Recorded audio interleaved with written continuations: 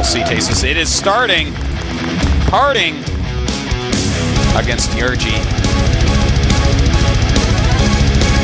All right, guys, get ready. This is the GSL Code S, brought to you by GOMTV.net. I feel like there's something MTV Crib style about this. Yo, this is my map, Daybreak. All right. It's on, guys. Game number 2. Introducing one of our 2 players. The dark horse of the GSL. Very talented, but right now seeming to be outclassed. His ID is... Party.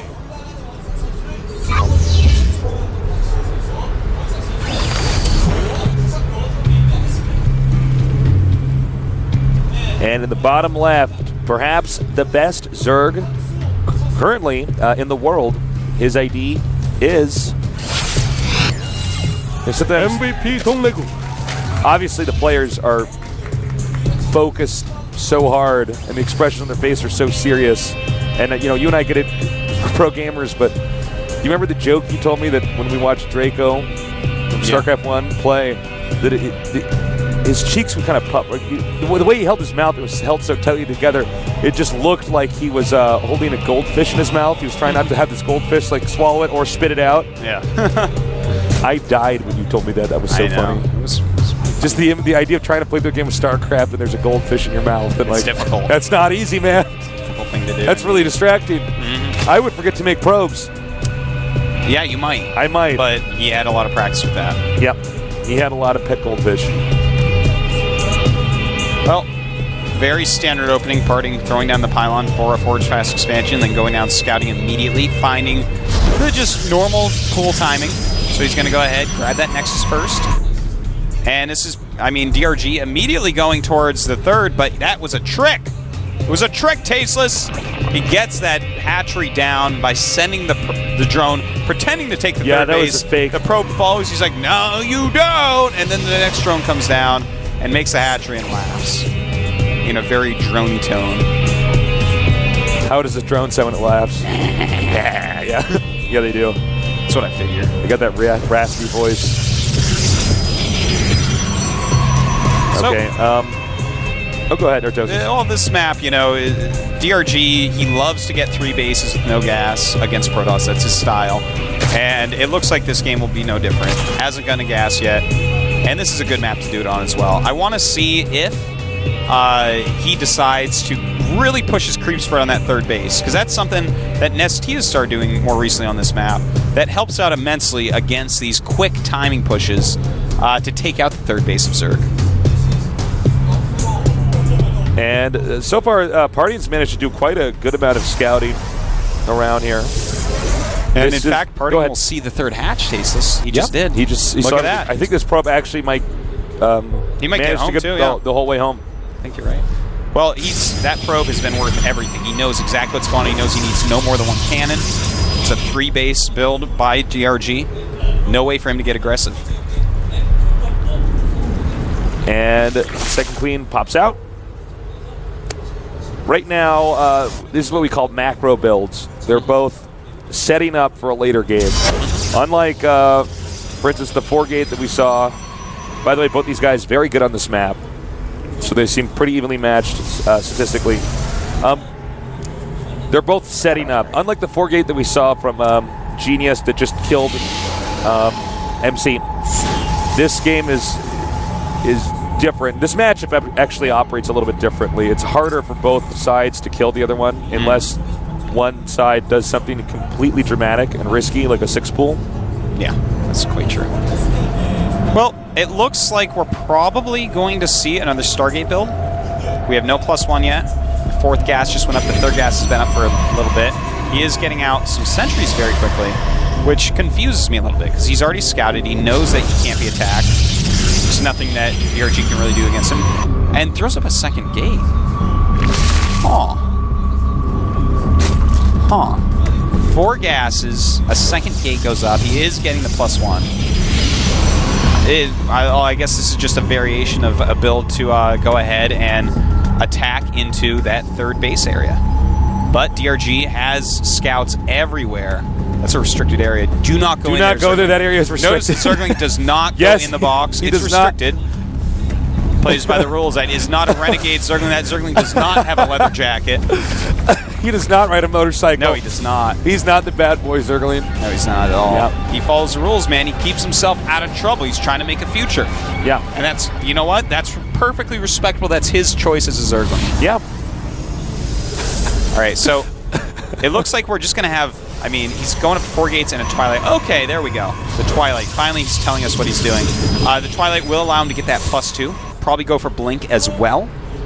And he's going to have a ton of gas, so we'll have plenty of sentries. The first wave of his attack may involve some pressure with Zealots, but likely when he actually goes over for the actual attack, he'll add on some more gateways eventually.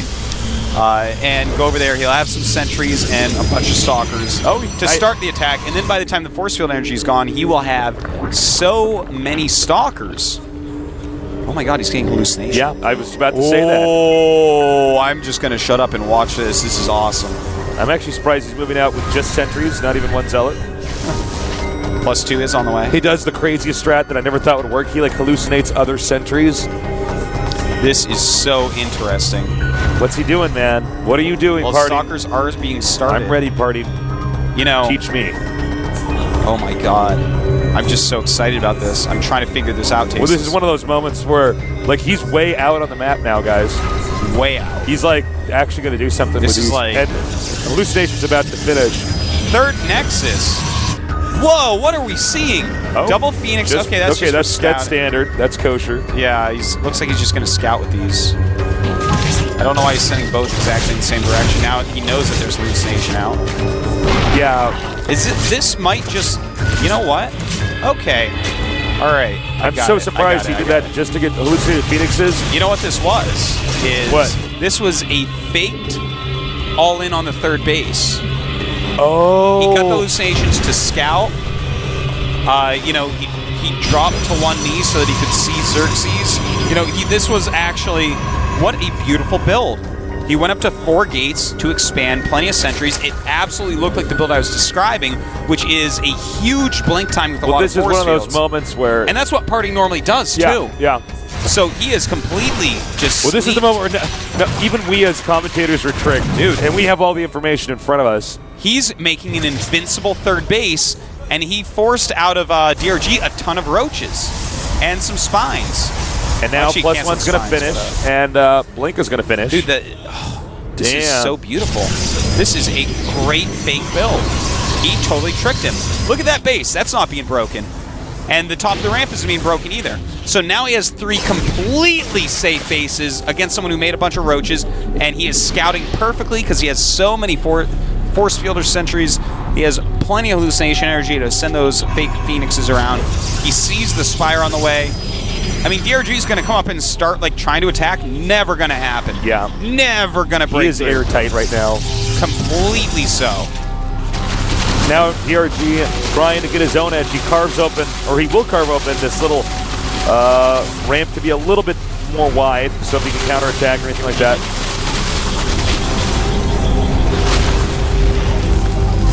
This is just so beautiful. 2 almost full entry centers. Careful.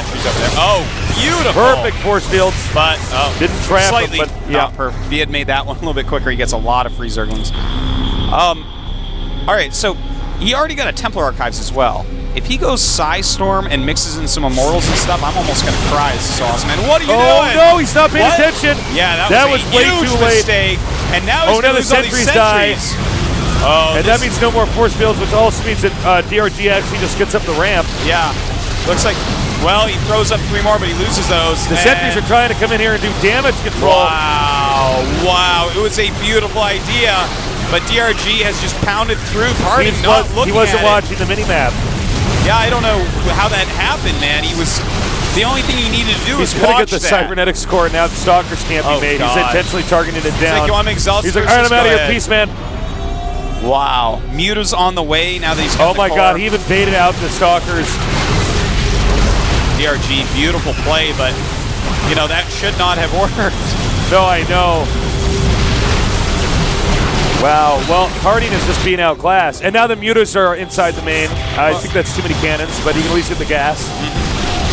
He's having to warp in Zealots at this point. Just targeting down as many Stalkers as he can is DRG, so his mutas have an easier time of things. Wow. Well, there's going to be so many mutas. DRG's taking a fourth. Parting is down by over 60 supply. Psystorm is on the way. So, if Parting can actually stabilize, which looks like it's going to be very difficult to do, to say the least, then he might be alright because he is going Psystorm. Zealot's doing a decent job. He does have +3 attack already, which is very impressive. Good force field right there. Yeah, that was a money force field for sure. I kind of feel bad for Parting because I wanted to see this awesome PVZ build go on, but now I just don't know if he can actually recover, because here's the part where Zerg just has too many mutas, and I think everybody who's played a lot of StarCraft 2 knows that moment where the Zerg has mutas and you don't get to leave your base because he just flies in there. That's true, man, but Psystorm's almost done. And once he gets Psystorm, if he puts cannons and a couple high tumblers at every base, oh my god, Zergling's running by here with some roaches. Some good force fields there to really down the damage. Oh god, I think DRG's doing too much damage. Yeah, he blinks into the mutas, but does it really matter because this base is so heavily under attack? And right now DRG can keep throwing stuff to Protoss and keep the Protoss down. It's actually a maxed out Zerg to almost maxed out, dropped a little bit because some army died, to a 134 supply Protoss, and that's capped right now. He's supply blocked. Yeah, that's a little bit that's painful. Pretty bad. These Archons can do well against the Zerglings and Mutas, but oh my god, the Roach is feeling too much, and that is just, where is your anti-air? The Stalkers are, in fact, coming down, but how many probes is he going to lose? And oh, he just lost that High Templar. That is so painful. He has to keep his High Templars alive. It's his only chance at any comeback, but it feels like he's just already lost too much. It's never going to happen. Oh my god, Roach is in the natural. Oh man. Targeting down High Templars. He actually turned that into an Archon at the last second just so it wouldn't die as quickly. But still, I mean, he needs High Templars, not Archons. Yeah, exactly. Oh man, this is a roller coaster I don't think that Party can ride on anymore. He's getting sick to his stomach, Tasteless. And there's just, DRG is everywhere, man. He is all over the place. Parting's defense, though, is admirable. The fact that he's still alive is amazing. It's amazing. No, I know. But the question is, can he recover? If you notice on the minimap, there's one specific creep highway that is so close to getting to Parting's base. He's focused on just this one creep lane to make sure that those units are getting there as quickly as possible. Well, a Baneling Nest is on the way, +2 Mutalisk attack as well. Looks like he's not planning on stopping mutas anytime soon. But, again, if Parting can stabilize and his opponent has gone Hive, then there's still a chance. Psystorm is good against mutas, and he has Psystorm, just where are his High Templars? Yeah, there's too many mutas here. Uh-oh. Out of position. You see DRG almost run away, and then he says, wait a minute, I can kill that. Perhaps too focused on these mutas right now. Oh no, and the High Templars being taken out. That's exactly what Parting can't let happen. Yep. No matter what, the only thing he should really be focusing on is keeping High Templars alive, because his Mutalisk force is unbeatable without them. Yep. He needs to have at least 2 High Templars at each base to stop these, but he just keeps having more of them because he keeps running them near roaches. Nice blink micro here, but is it enough? Really, the Stalkers are the only thing that DRG has right now. But he's killing off a ton of mutas, man. That +3 attack is so powerful. DRG perhaps overextending himself there. This may be the moment where the beating stops. Yeah, you're right. It looks like Parting is beginning to stabilize. He's still down 70 supply. Oh my god. And DRG is taking that very important 5th base as his main has mined out. But, you know, he's starting to look a little bit more safe. That +3 attack has really been helping him out and keeping those Mutalisk numbers a little bit more manageable. But he needs to split his army a bit better. These mutas just ravaging cannons left and right.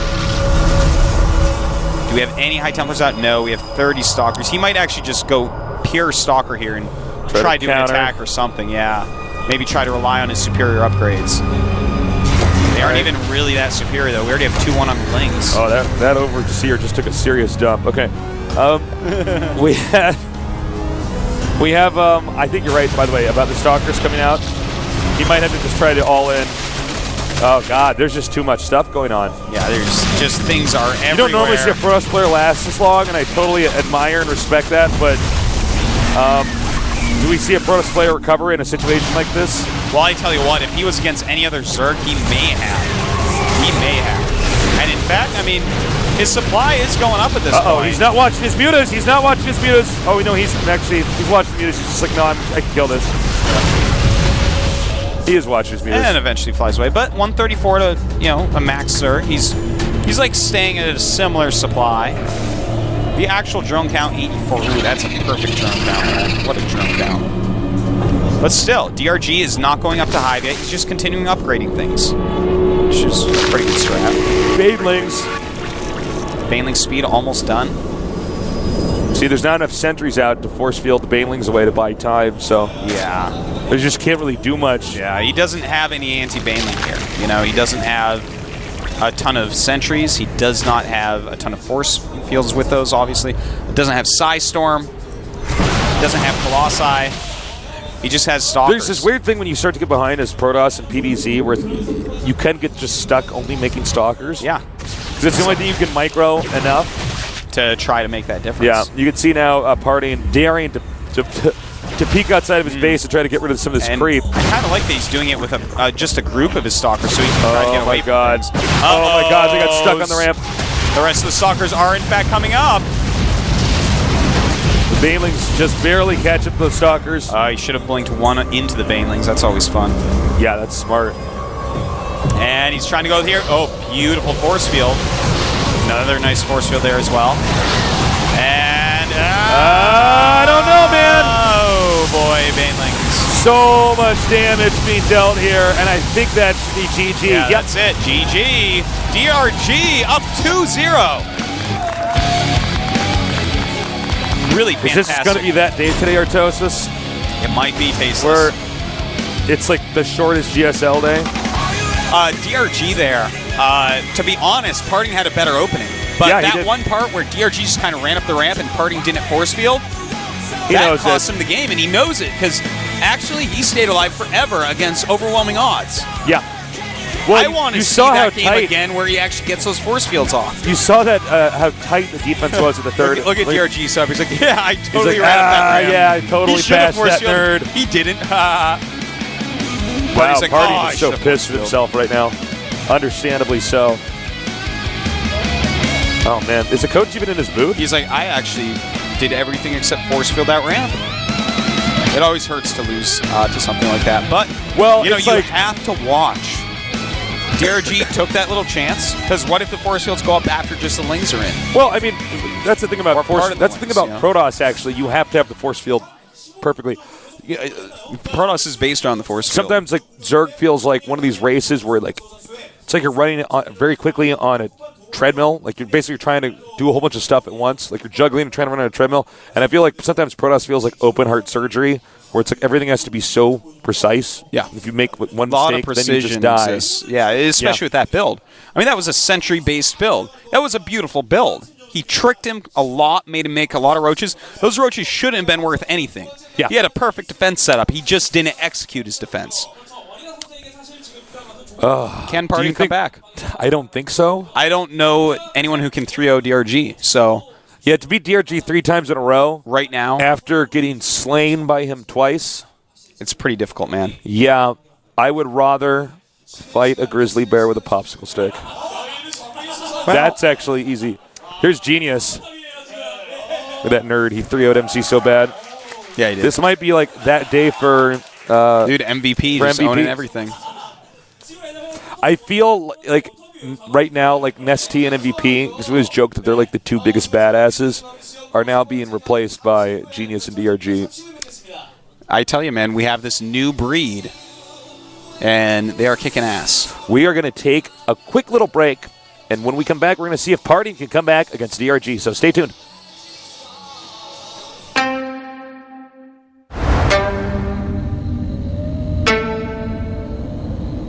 Mothership. Busan. Busan. Busan. Busan.